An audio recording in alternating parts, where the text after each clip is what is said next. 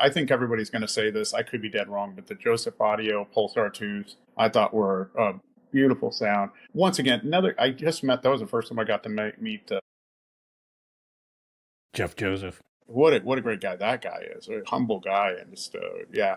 And I know he always knocks it out at every show, but I really was impressed by the sound of those little tiny pulsars. I thought they did great. So, yeah. What Yeah, else is just it? a quick Jeff Joseph story.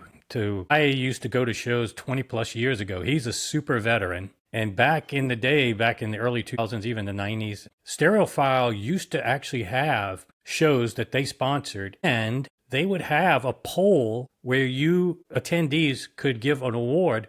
They would actually have a poll, and whoever won, and Jeff Joseph was religiously winning those polls.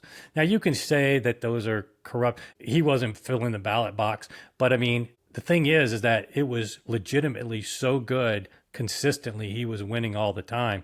And still, one of the best rooms I've ever heard at a show was at the New York Hilton that he did. He first released his Pearls, Joseph Audio Pearls, I believe. And he did St. James Infirmary. That is still one of the best reproductions of that I've ever heard. So, yeah, getting to know him and that Pulsar, I think under 10,000 would be, there's so few bookshelves under 10,000, maybe the Coras, maybe a Martin or something, but it's very hard to beat that Pulsar. It is Yes. just incredible. It really is. And yeah, that's a good idea. They really should do that with your registration. You should have digital. You can just go on your phone and be able to vote for something like that. Let's see. This is going to be funny. I don't remember Klaus. I think he's making those bird cages or tombstones, whatever you want to call them, cathedrals, little Mausoleum, mausoleums. birdhouse, whatever you want to I'll call tell it, you but what it they don't sounds look like. They good. don't look like speakers. But you know what? His room always is a knockout. It's always the same looking room. But his speakers sounded really good.